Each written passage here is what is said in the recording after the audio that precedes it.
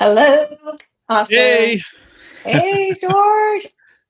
Awesome. Thank you so much for joining me today. Before we dive in, I wanted to let everyone know this is all about City Clips Live. We cover everything North Florida business and tech. And one of the best things is I get to feature amazing entrepreneurs who are entrepreneurial and they are either building a company, a tech business, or even a side hustle on top of their day jobs. So George Sumpter, I'm excited to feature you, and I'll give a quick intro before we start. So today we're joined by George Sumpter, a lifelong devotee of Greek culture who channels his passion into his role as business marketing director at GenXGrownUp. Founded in 2017, GenXGrownUp is a content creation organization dedicated to celebrating the nostalgia of growing up in the 70s, 80s, and early 90s. Their productions focus on media, games, tech, toys, comics, and pop culture, past and present, all through the eyes of Generation Xers who refuse to grow up. George brings both nostalgia and fresh insight to the brand. He's known for his sharp wit, creative storytelling, and his ability to connect with longtime Gen X aficionados and new fans alike, all exploring the era's lasting influence. So buckle up, it's time to rewind the clock and geek out with George Sumpter. Thank you so much for joining today. I am very happy to be here. Thank you for having me on. So one of my favorite things about the show is we get to feature everybody from a variety of backgrounds. And I've been on a mission to connect with other YouTubers in town. So I'm excited. So tell us a little bit about what brought you to Tallahassee first, and then of course I'll follow up with more questions.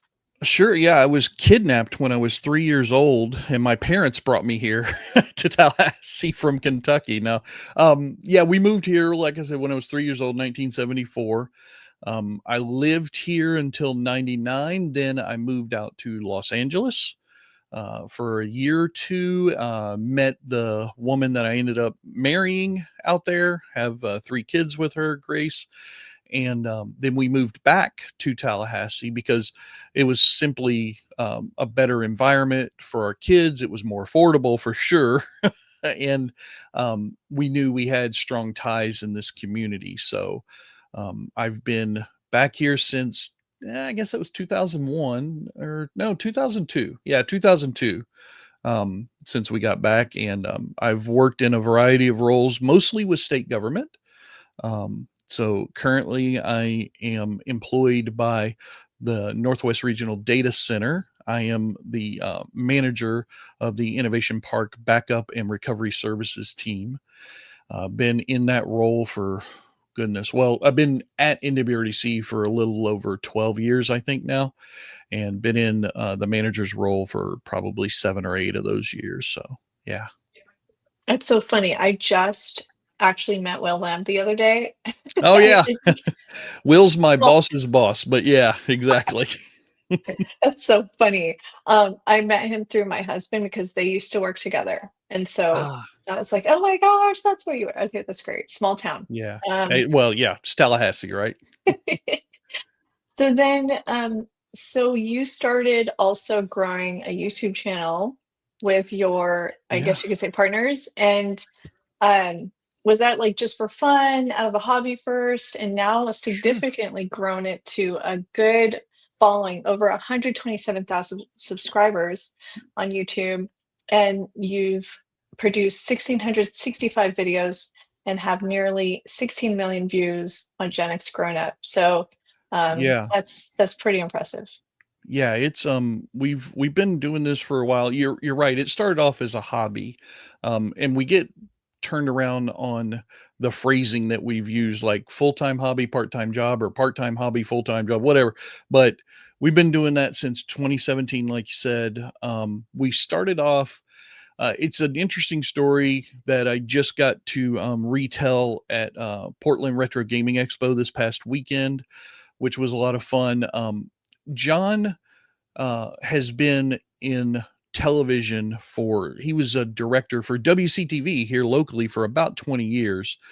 And he always enjoyed that producer editor kind of role that he did with television, but in the job that he took after WCTV, he didn't have that same feedback that he got from being a director. So he was sitting around, and there was a couple of things that happened in very quick succession. So he had some friends over for a gathering one night, and one of his friends happened to say, "Hey, what if 12-year-old you could walk into your house right now?" Because John's house is just wall to wall nostalgia, video games and movie props and all that kind of stuff. What would 12-year-old you think?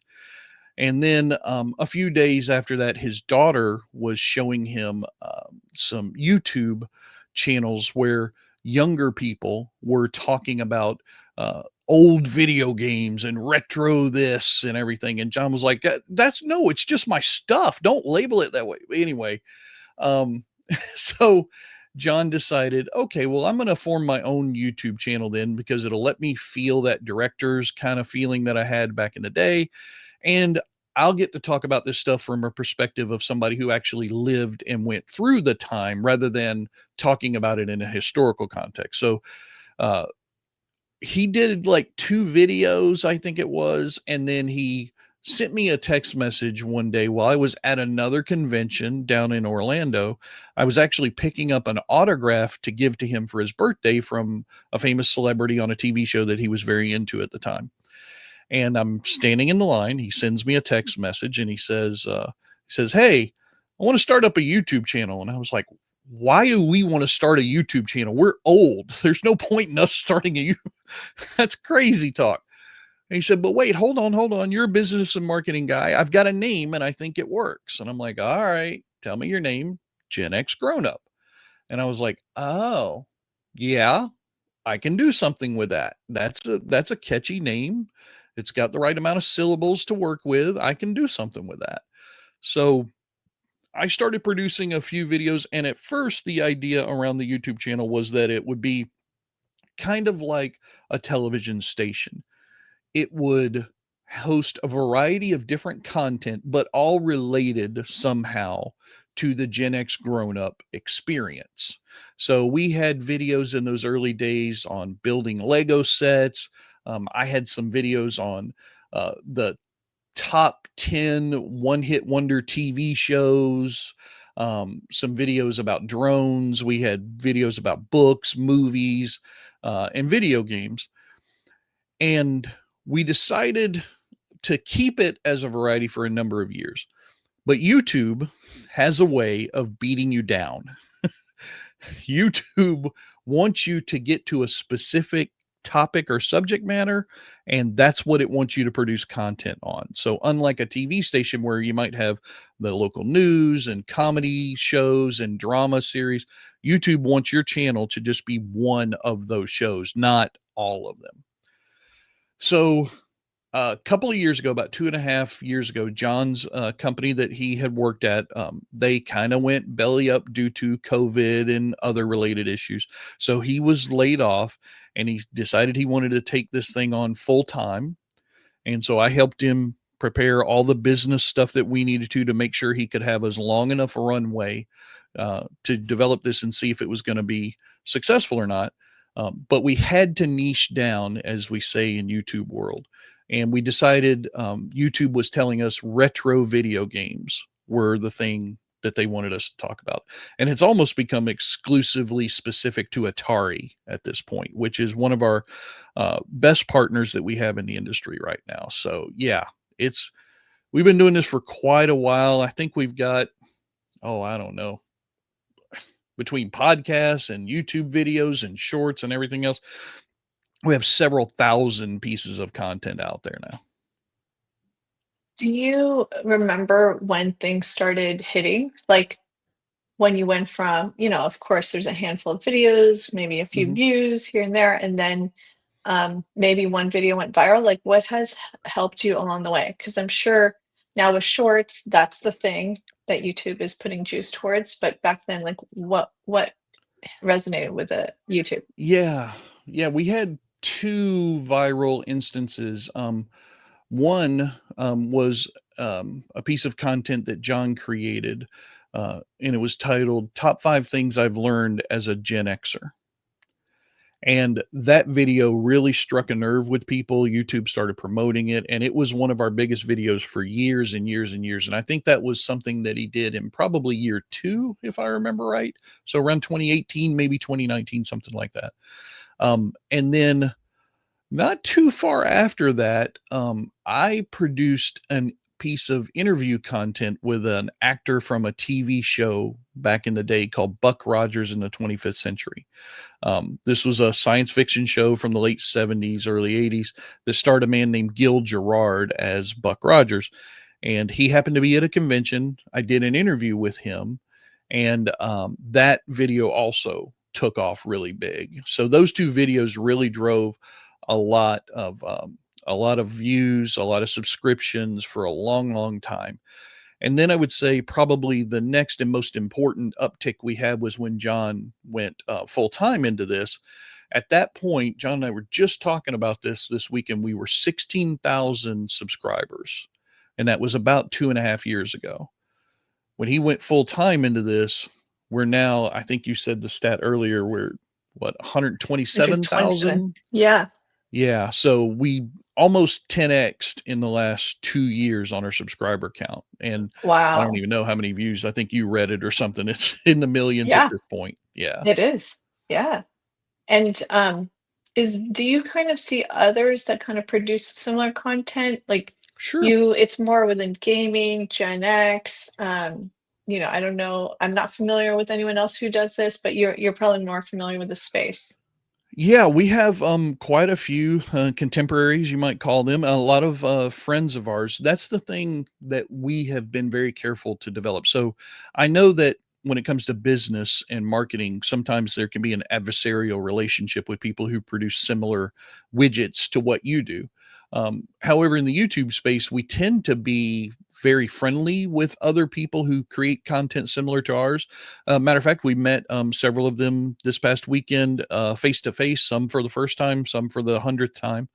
Um, Off the top of my head, Metal Jesus Rocks is probably the biggest, and we're very closely tied with him. We've done some crossover content.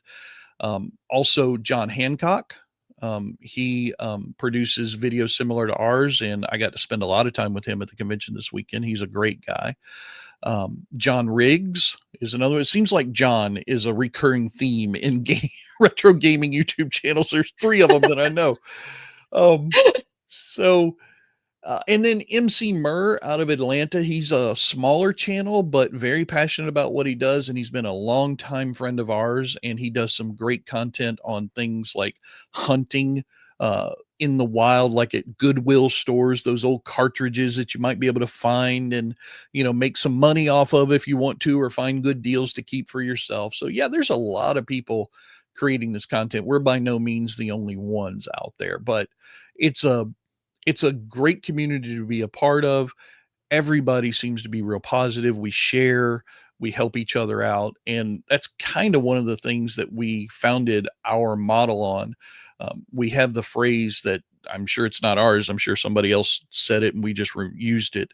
High tide raises all ships.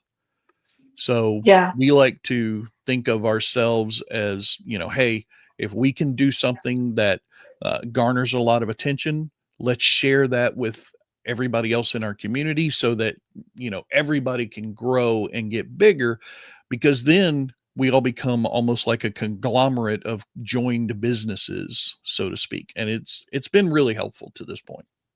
It's really true, and I noticed that even with other YouTube communities, collabing, right? They call it collabs, or they'll share content, Mhm. post content together, and they really want to help each other. And a lot of the times, people want to follow the same people with similar interests, so Yeah, it's not yeah. really, yeah, which is a neat culture. And I'm glad you mentioned too, like how YouTube likes it when you niche down, because Mhm.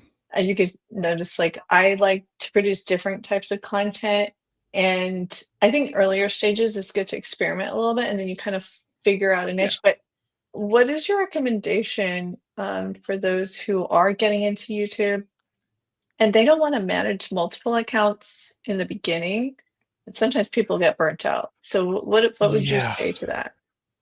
Well, I'll use some of the phrasing that John has said at multiple panels over the years because we get that question quite a lot when we go to different events.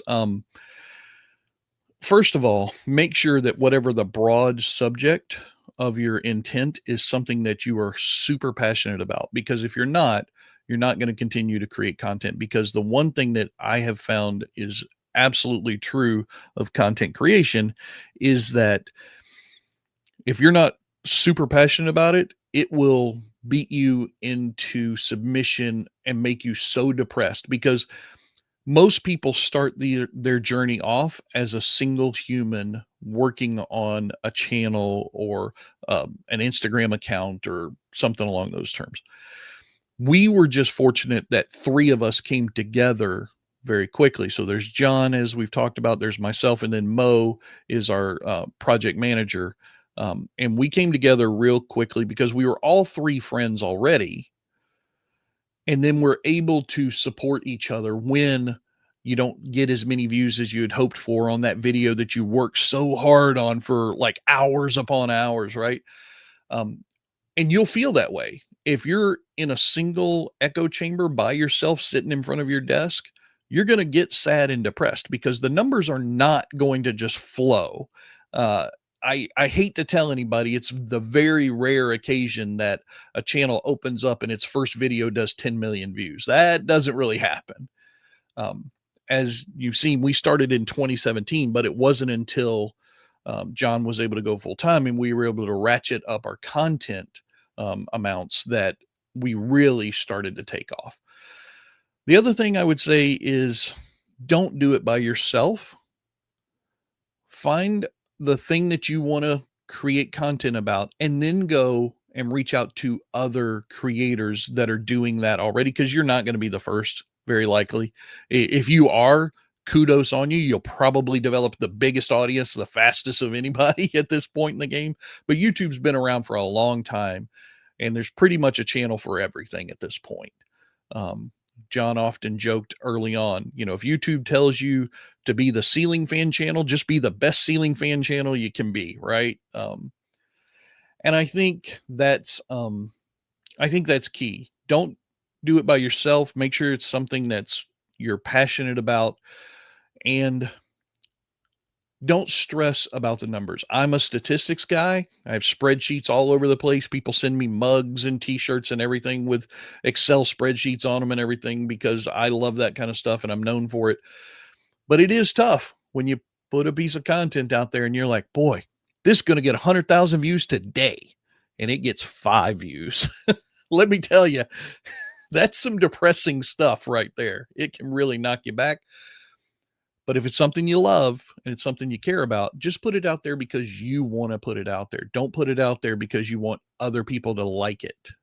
Because then you're just going to get beat down and you might end up quitting. Yeah, that's great advice. And I obviously it's great that you have partnerships, friendships to begin with, and you're all excited about the Yeah. content. And did you ever imagine you start to get money out of this? Like, it's Whew. awesome because YouTube now, monetizes or helps people with channels over 1,000, like you said Mhm. earlier, to monetize with their channels, which is awesome. Yeah, it is. It's a love-hate relationship on that monetization, right? Because YouTube is obviously making plenty of money through for Google, right? Based off of the content that we all create. We don't see as much of it as people might assume because most of the time when you're on YouTube, the channels that are getting recommended to you are there for two reasons. They're either getting recommended to you because you search for a topic or because they're a super popular channel and YouTube's just like, this is a big channel everybody loves. You probably will love this as well. Those channels do make significant amounts of money. But I will say that what we have discovered and what we've talked about with our other friends in the industry, YouTube cannot be your only source of revenue. You have to have other sources of revenue if you want this to be your full time gig. Now, if you're just doing this as a hobby, don't worry about it. Just have fun. But if you're wanting this to be a full-time type of thing or a side hustle type of thing where you can actually um, make some extra cash that means something to you each month, you have to have other sources. So we have YouTube, which generally is about one third of our income stream right now. Then we also have Patreon, which is another third. And Patreon, for those who don't know, is a way that people who really love what you're doing have a way to support you on a monthly basis of a reoccurring pledge. So think of it like back in the old days when PBS would have their pledge drives, right? And you would pledge $5 a month or $10 a month, and they would send you a free pillow or something like that. Well, Patreon is kind of like that, but for digital content creators mostly. So if you if you have a favorite digital content creator and they have a Patreon account, you can go to that account. You can sign up for $1, $5, 10. We have tiers, believe it or not, and I'm very blessed. I'm not like tooting our horn, but I feel like we're very blessed to have. We have people that are supporting us at $100 a month per level. It's just that part's crazy to me. Like $1 a month, sure, I get that. You know, I do that for some content creators, but 100, I'm like that.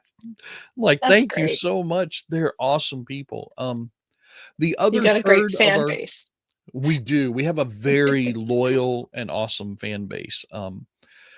I would say the other third of our revenue stream comes from ancillary stuff. So we also we go live every Tuesday on Twitch with our edit of our podcast so people can see behind the scenes how a podcast is edited. We get a little bit of revenue from that. We have merchandise like, you know, t-shirts and hats that we sell through a drop shipper partner of ours. And we get a little bit of revenue from that. Just all these different places. Facebook sends us like 15 cents a month at this point, I think. No, I'm just kidding. Um, we have we have several different revenue streams, and I'm always looking for new ones. That's my job in the company, is to try and find new ways to either enhance our existing revenue streams or new revenue streams for us to tackle and go after that makes sense with our market. And I know you do, your team does a great job with going to events and engaging with your fans, traveling across the country. Actually, speaking of events, that's how we met. We actually Yeah, met through Infinity Con. Shout out to David Herringer with what he does there. And yeah, there's no way we would have met otherwise, really. right. And so I think events are really effective. Is that how things worked out with Atari? How did Atari reach out to you? Well, Atari wasn't through an event. Atari was actually through our content creation. We had created a whole bunch of different pieces of content on Atari stuff that we loved. And um, then I started reaching out to Atari because it was just a few years ago, not too long after we started our channel, that Atari got bought by a new company and a new president was put in.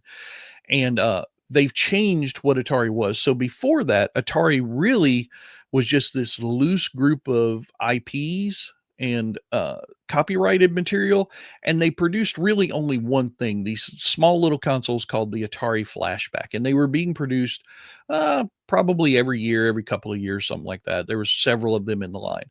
The last thing that company produced was something that they kickstarted called the Atari VCS, which is the name of the old system, but then they reused it for this new system as well. And then this new company came in and they switched focuses for Atari. So they went back to what Atari was known for back in the day, producing video games.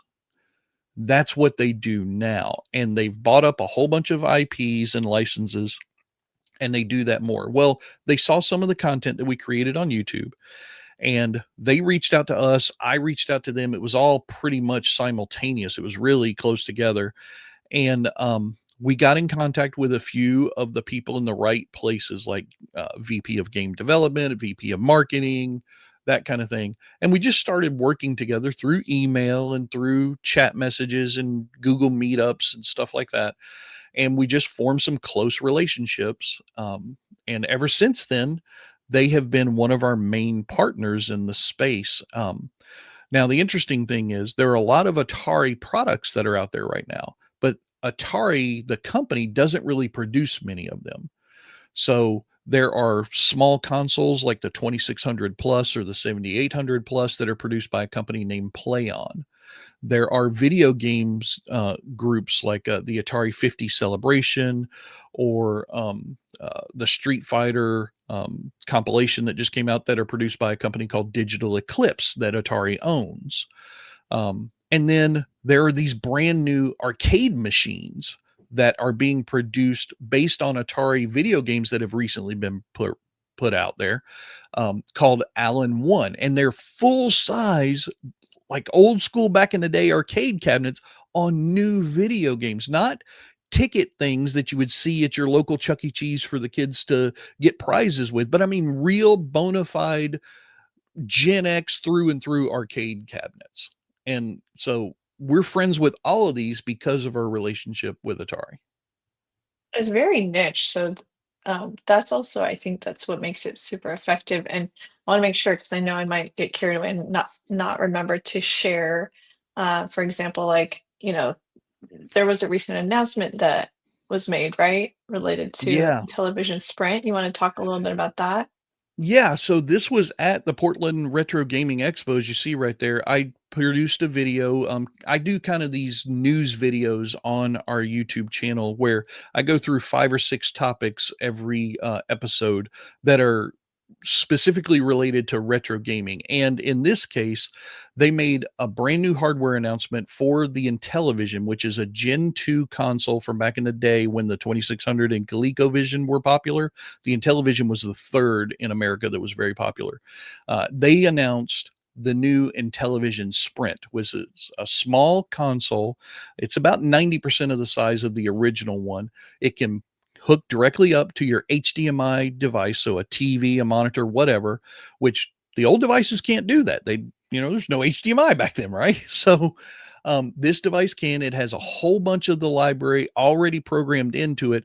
Those controllers that are on the top that are very unique looking, they're actually wireless, where back in the day, of course, they were hardwired into the system. So you had to sit close to your TV. Now you can sit back on your couch. Um, and people have been waiting for this to come out for a long time because Atari bought the Intellivision licensing about a year ago. And everybody's been asking, what are you going to do with that license? Are you going to produce a new video game? Are you going to do a new? Well, they came out with this console and it was debuted at PRGE. We were the first to get hands on with it besides Atari themselves. And we produced content on it all weekend. John produced a video that I think already was like at 20,000 views within a day or something like that. And then my little news video, which had that featured as well as some other stuff at the show. Yeah, it's really nice to be able to get hands on this stuff early before anybody else does and be able to bring it to our audience. And that's what drives views, which eventually gives us a sliver of a penny from YouTube, and then we we keep moving forward and making more videos. It's really neat, and I'm glad you mentioned, you guys do product reviews. That's another way that you probably also get, um, revenue. And it's really interesting because you'd think like, oh, I didn't realize Atari was still around. But there's a market there, and they're Yeah. diehard fans. And is that part of why they continue to produce these types of products? Yeah, I mean, so if you think about it from a business and marketing standpoint, the Gen X grown up Generation X, we're all in our 50s now. And most of us have our kids out of the house doing their own lives. And so we mostly now have disposable income. We're hopefully at the higher end of our business career lives, right? Making the most money that we've made in the past. We've also hopefully paid off our homes at this point or come close to that. So we have a lot of disposable income. So what's the thing people like us in our situation want to do? We want to recapture our youth. How can we do that? We want to reacquire the tools or the toys that we had when we were kids. For us, video games kind of defined our generation. Before our generation, there really weren't video games. I mean, there were video games before we were born, but it was very few and in very small circumstances. Some of the first ones were created in like college laboratories, for these crazy situations and whatnot. But commercial arcade style video games, at home video games for consoles, that came up through our generation. So we're all looking to reacquire that stuff. And I see people at every convention that walk up to us and say, "Hey, you're George from GenXGrownUp. You're John from GenXGrownUp. I saw your video on this thing and I went out and I bought one of those things. And then I was able to follow the instructions that you gave to put other video games on that thing." And people are just in love with this stuff. What's been surprising to me the most, however, we get a lot of younger people coming up to us right now. We had a group of young men. I think they were probably somewhere between like 15 and 20. Like they were very young, for our demographic, I should say. And John and I were just sitting down at a table having some lunch before we had to go do something. And it was a communal lunch area space for the convention. These young guys were sitting at the table. They looked up, they saw me, and they were like, "Can I take a selfie with you?" Okay, sure. Why not? Took a selfie with me. John came over to the table after grabbing his stuff. They took a selfie with him, and they were just enamored with the stuff that we talk about, because they're finding out that even though modern video games, AAA titles that cost like $60 are, you know, very polished and very well produced, the old video games are coming back because they're still fun and challenging, regardless of what the graphics may look like. The games themselves are still fun, and this younger generation is finding that out through YouTube channels like ours.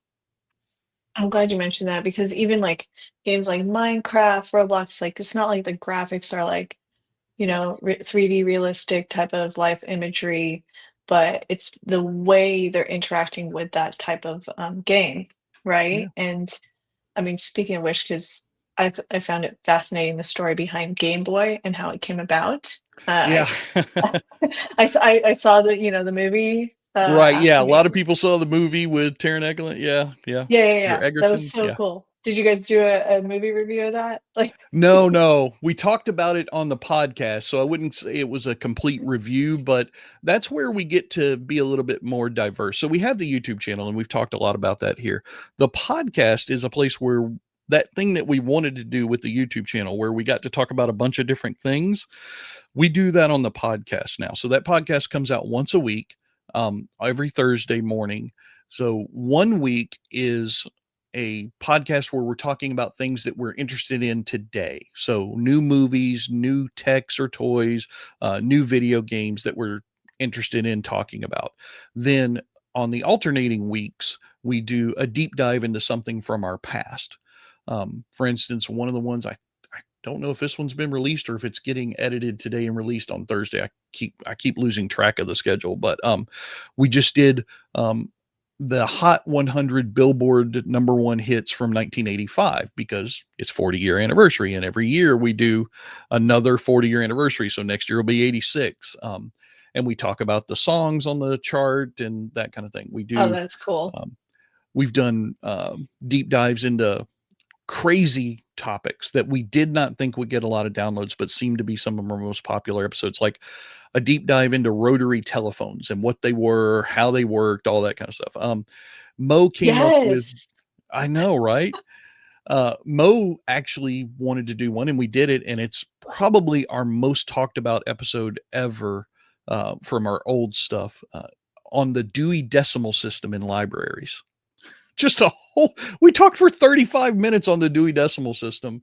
And of course, like you said, we do movie subjects on that, everything. It's a lot of fun.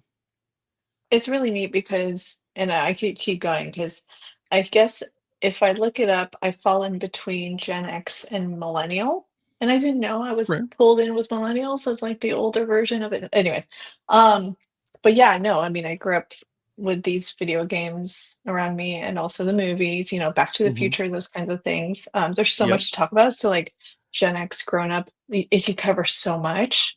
So It can. you could Yeah. expand for sure with all the content you could produce. And to be respectful of your time, because I know you pushed this back for me, Oh, yeah. the show. So thank you so much.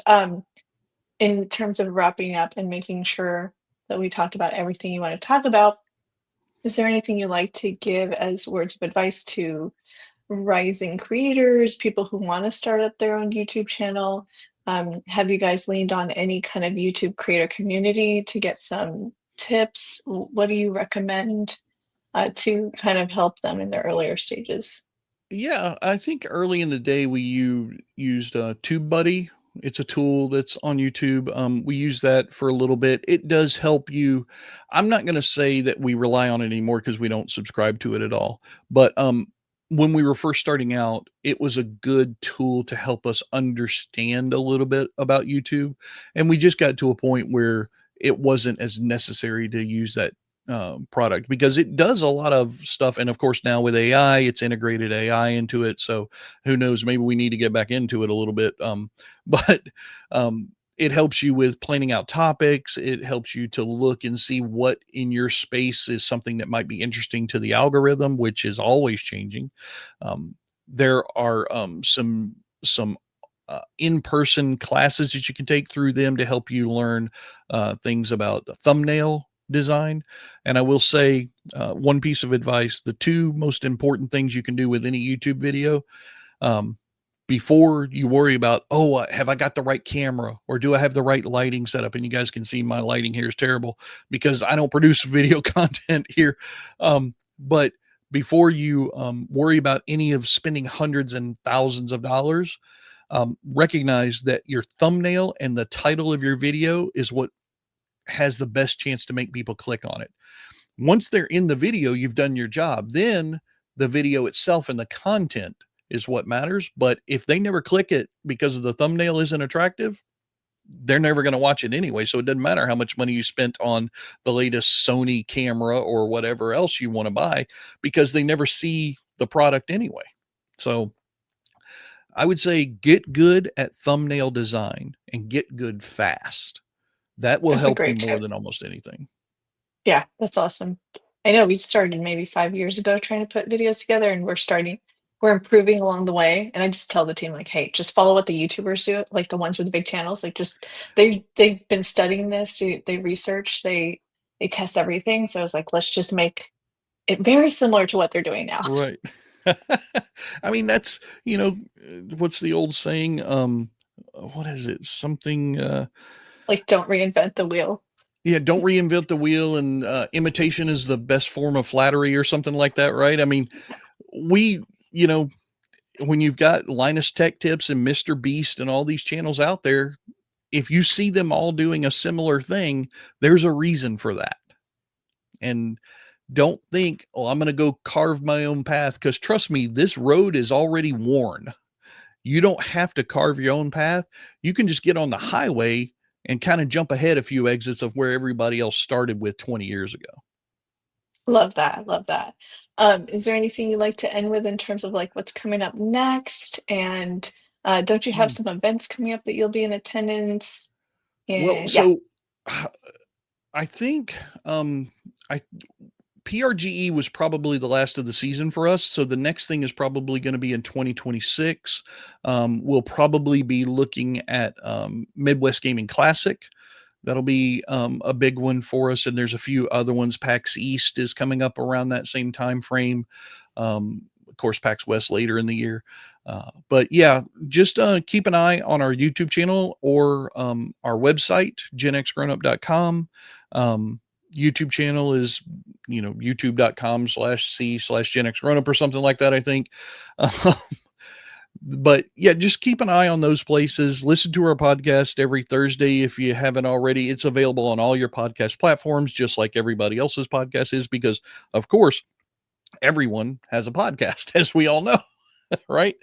Um, and if you're ever wanting to reach out to us for any reason, like maybe you've got a product that you'd like us to talk about. You're a game developer, or some new physical thing that works with phones to play video games or something. Reach out to us at admin at GenXGrownUp.com. That's our generalized administration account that we monitor daily, and we get a lot of people sending us stuff, but we're happy to get more because every time somebody sends us an email, it's something that we can possibly produce a piece of content on that will help them and us. And that's kind of what we're about. So, yeah, just reach out to us wherever you like. Subscribe to our YouTube channel, please. Share our videos, like them. Algorithm loves all that kind of stuff. There you go. There's the YouTube channel right there. Yeah. Yeah, it's you can see we produce a lot of things. There's the top Yeah. 5 things I learned as a Gen X right there. There you go. There That's you the one go. that Yeah, really, 378,000 views. yeah, That's great. that one took off for us back then. That's for sure. So yeah, we got shorts out there. There's the bit by bit news stuff that I produce. So Mhm. yeah, anything that you like. Oh, our live streams. I forgot to talk about live streams. Every Yeah. Tuesday night, we've been trying to be pretty scheduled on that and reliable. Every Tuesday night at about 5:30 Eastern time, we produce a live stream on a video game that we happen to enjoy or be playing at the time. So Oh, cool. yeah, absolutely That's join us there. awesome. You can talk with us live right there. We really enjoyed the feedback. Leave comments. We don't care if they're good or bad comments. We're going to talk to you no matter what. So everybody Oh, has an opinion and we're happy to hear them all. quick lightning round of 2 questions I wanna end with. All So right. if someone was actually going to travel from Tallahassee, Gen X Grown Up, to attend any of the conferences that you've been to, and these are conferences of like 10, 20, 30,000 attendees, right? Like you were saying, these are huge conferences. Which would you was is your favorite? I mean, right now it's got to be PRGE because I just came back from that one. Portland Retro Gaming Expo was awesome. It was so well organized and there was Wow. so much to do there. They brought in a lot of talent. I think the thing that I enjoyed the most about PRGE, unlike a lot of conventions that are bigger that bring in A-list celebrities, and that's where people will end up spending most of their money when they go to those conventions to get autographs and whatnot. This convention only brought in people that are directly related to video game creation. So the celebrities that were there were Cool. all voice actors from video games, like Mario, the voice actor for him, Bowser, Princess Peach. All of those voice actors were there, and we know them all well, and they're great people. So That's they awesome. finally get a platform, right? Because you don't see those Yeah. people; you only hear their Yeah. voices. Yeah. There was tons of great. There was so much free play video games at Portland Retro Gaming Expo. There was probably Oh. 500 machines, pinball, video games, everything. Lots of panels. We did a panel, so that shows you that they have highs and lows. um, and it was just a beautiful city. The people there were so friendly and so great. We never had a single bad experience the entire 4 days or 5 days that we were there. So lots of That's fun. Really wonderful. enjoyed it. Yeah, I'd Yeah. say Portland Retro Gaming Expo. That's awesome. And last question, just because you've lived in Tallahassee for so long and you've seen all the growth, what do you love about Tallahassee? Whew. Do I have to pick something? No, I'm just kidding. Um,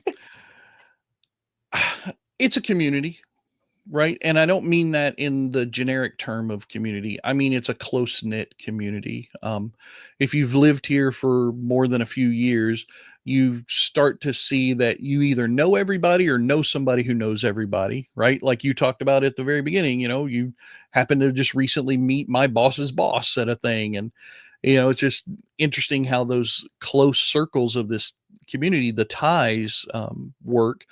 um, I think the thing that I've been most happy to see is the growth of FSU, who I kind of work under right now. Northwest Regional is kind of like a little sub thing of FSU. But I've been around long enough that I remember when the different parts of the stands didn't connect, where there were gaps in the seats. The end zone benches were all made out of wood, and you could see through them. Um, Back when Coach Bowden was really bringing us to prominence. And I know football is obviously one of the biggest things for FSU, but there are other great people at that university. People at the Mag Lab who are right next door to our building. There are people who are on the different schools. I mean, the film school is awesome at FSU. It's really done a great job at producing some high quality talent for that industry. And I don't know. I just think that you can go to a lot of towns in Florida and you can live. You can go to your Orlandos, you can go to your Miamis, you can go to your Jacksonvilles, and all those are great. I'm not saying taking anything away from them. They're all awesome. But we chose to come back to Tallahassee because family is very strong here. And I think it still is. I love that, and it really does feel like even the business community feels like family. Yeah. Like, as you get to know one another and everything like that, so we all support one another, and I'm so glad that we met at InfinityCon, and Yeah. thank you so much for taking the time to be on the show. I think this Absolutely. is the 101st episode. I Uh, saw that number and I was like, wow, that's a lot of episodes. Good job. like you said, I didn't do it by myself. That's what keeps me going. Otherwise, I think I would have quit a long time ago. Right. Exactly. You got to do it with other people. With the team. Yeah. Thank you so much, George. Sit tight, and I'll see you on the other side. All right. Thank you guys. Bye, everyone. See you guys next time.